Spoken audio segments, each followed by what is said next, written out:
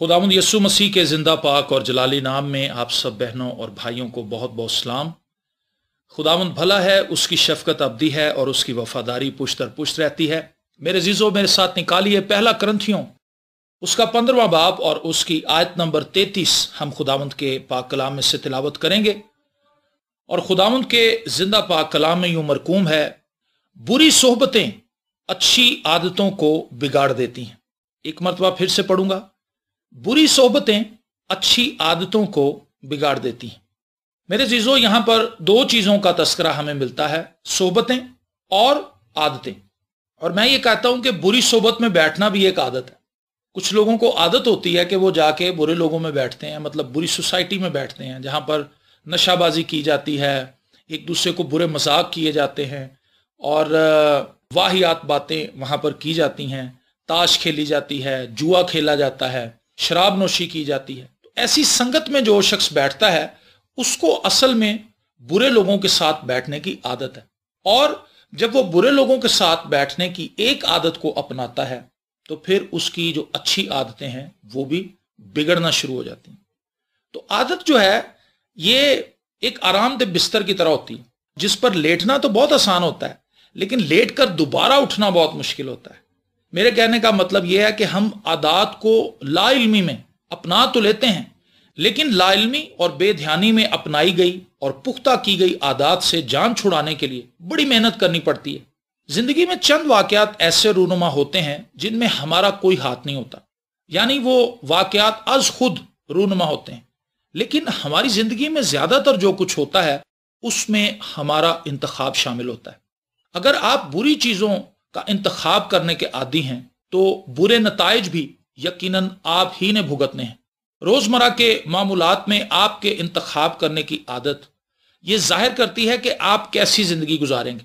जो कुछ आप जिंदगी में मुंतखब करते हैं वो रफ्ता रफ्ता आपकी आदत बन जाती है। यही आदत धीरे धीरे आपका रवैया बन जाती है। यही आदत आपका मुस्तकबिल बनाने में अहम किरदार अदा करती हैं।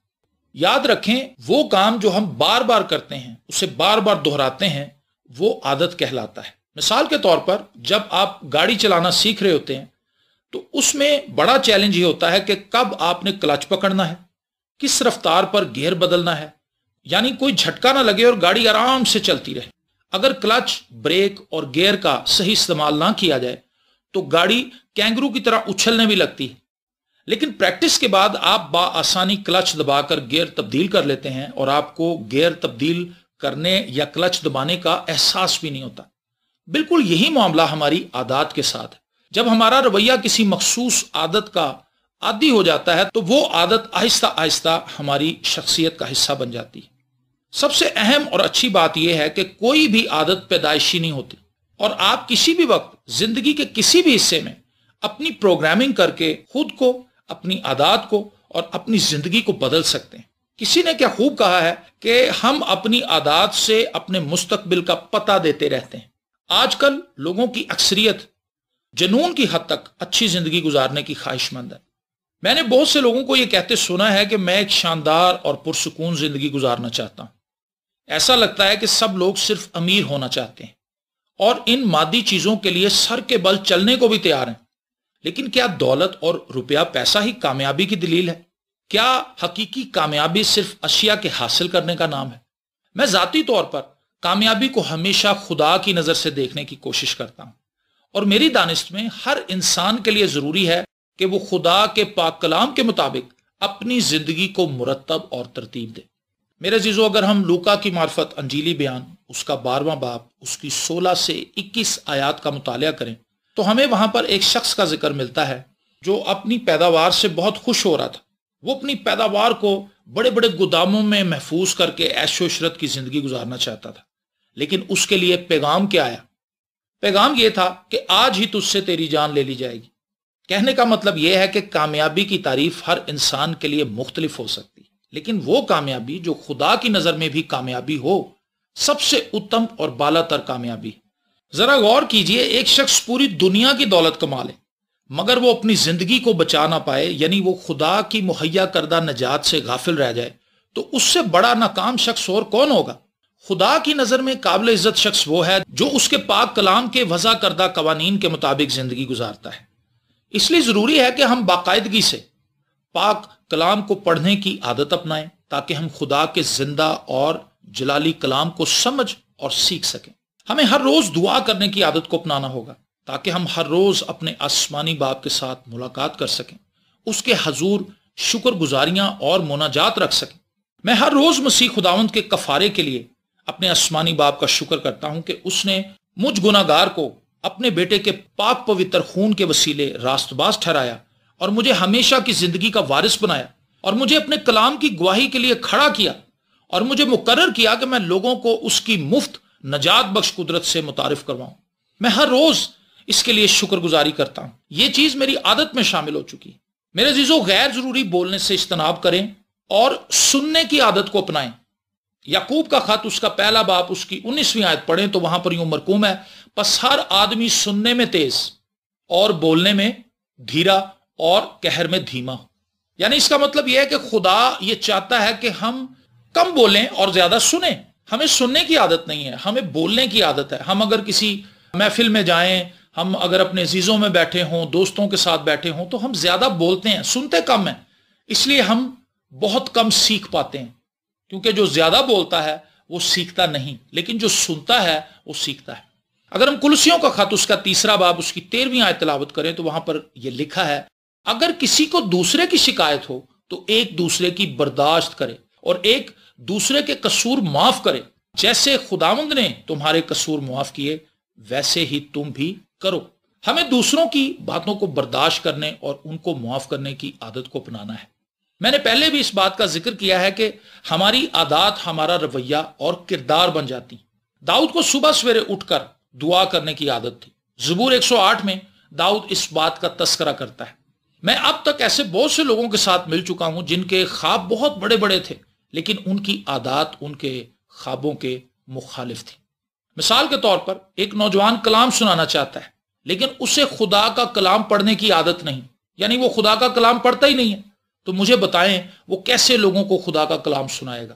ایک بیٹی اچھا کھانا پکانا چاہتی ہے جسے کھا کر سبھی اس کی تعریف کریں، لیکن اپنی اس خواہش اور خواب کو پورا کرنے کے لیے وہ کبھی باورچی خانے میں نہیں جاتی، یعنی اسے کھانا پکانے کی عادت ہی نہیں، تو وہ کیسے اچانک ایک اچھا کھانا پکانے والی خاتون خانہ بن سکتی ہے؟ کچھ طالب علم امتحانات میں اچھے نمبرز لینا چاہتے ہیں، لیکن یا تو سوئے رہتے ہیں، یا موبائل پر فلمیں اور ڈرامے دیکھتے رہتے ہیں، یا موڑوں پر بے وجہ اپنے دوستوں کے ساتھ کھڑے رہتے ہیں۔ ان کی عادتیں بتا رہی ہیں کہ وہ اچھے نمبرز نہیں لیں گے بلکہ فیل ہوں گے۔ میں نے بہت سے لوگوں کو دیکھا کہ وہ سلم اینڈ سمارٹ ہونا چاہتے ہیں، وہ سلم اور سمارٹ رہنا چاہتے ہیں۔ ان کے دل میں یہ خواہش ہے کہ ان کا جو جسم ہے وہ بالکل سڈول ہو اور کسی قسم کی کوئی بیماری ان کے جسم میں نہ ہو اور وہ تندرست رہیں اور وہ چست ہوں۔ لیکن اس خواہش کو پورا وہ کیسے کر رہے ہیں؟ صبح دوپہر شام کھانا کھا رہے ہیں اور وہ کھا کے موٹے ہو رہے ہیں۔ خواہش کیا ہے؟ سلم اور سمارٹ ہونے کی، لیکن عادت انہوں نے کیا اپنا رکھی ہے؟ زیادہ کھانے کی۔ اس سے کیا ہوگا؟ وہ سمارٹ نہیں ہوں گے بلکہ موٹے ہوتے جائیں گے اور بہت سی بیماریوں کا شکار ہو جائیں گے۔ ہم میں سے زیادہ تر لوگ بری عادتوں کے غلام ہیں، اور وہ لوگوں میں بیٹھ کر بڑی مایوسی سے اس بات کا اعلان کرتے ہیں کہ میں جانتا ہوں کہ میں غلط ہوں، لیکن کیا کروں، یہ میری عادت ہے۔ یاد رکھیں، اگر آپ خداوند میں ہیں، ہالیلویا، تو آپ اپنی عادتوں کے مالک ہوں گے، اور خدا کے فضل کی بدولت آپ اپنے جسم اور خواہشات کو خدا کے کلام کے مطابق ڈھالتے ہوئے مسیح یسوع کی طرح بنتے چلے جائیں گے۔ خداوند کی تعریف ہو۔ امثال کی کتاب اس کا 10واں باب اس کی 4 آیت پڑھیں تو وہاں پر یوں مرقوم ہے، جو ڈھیلے ہاتھ سے کام کرتا ہے کنگال ہو جاتا ہے، لیکن محنتی کا ہاتھ دولت مند بنا دیتا ہے۔ محنت کی عادت کو اپنائیں، آپ خدا کے فضل سے دولت مند بھی بن جائیں گے، اور یہی محنت کرنے کی عادت آپ کو گرد و نواح میں مشہور بھی کر دے گی۔ اور یہاں پر میں ایک اور بات ایڈ کرتا چلوں کہ جھوٹ بولنے والے کے لیے ہر جگہ ناکامی ہے، کیونکہ لوگ اس پر اعتبار کرنا چھوڑ دیتے ہیں۔ اس لیے ضروری ہے کہ ہم جھوٹ بولنے سے اجتناب کریں۔ کچھ لوگوں کو میں نے دیکھا کہ انہیں جھوٹ بولنے کی عادت پڑ جاتی ہے، اور وہ بات بات پر، خواہ وہ اپنے گھر میں ہوں، خواہ وہ اسکول میں ہوں، خواہ وہ کالج میں ہوں، خواہ وہ دفتر میں ہوں، خواہ وہ کسی جنرل سٹور پر سودا سلف لینے جائیں، وہ جھوٹ بولتے ہیں، اور وہ یہ چیز عادتاً کر رہے ہوتے ہیں۔ ان کے لیے جھوٹ بولنا مشکل نہیں ہوتا، چونکہ یہ چیز ان کے رویے میں رچ بس جاتی ہے، اس لیے وہ بآسانی جھوٹ بول لیتے ہیں۔ اور آخر میں فقط یہی کہنا چاہتا ہوں کہ بائبل مقدس کو پڑھیے، دل سے پڑھیے، شوق سے پڑھیے۔ یہ آپ کو بتائے گی کہ کیا کرنا ہے، کیا نہیں کرنا، کیا سوچنا ہے، کیا نہیں سوچنا، کیا کھانا ہے، کیا نہیں کھانا، کیا پینا ہے، کیا نہیں پینا، کیا کہنا ہے، کیا نہیں کہنا، کیا سننا ہے، کیا نہیں سننا، کیا دیکھنا ہے، کیا نہیں دیکھنا۔ یہ خدا کا کلام ہے۔ چونکہ یہ خدا کا کلام ہے اس لیے اس میں بدل دینے کی تاثیر موجود ہے۔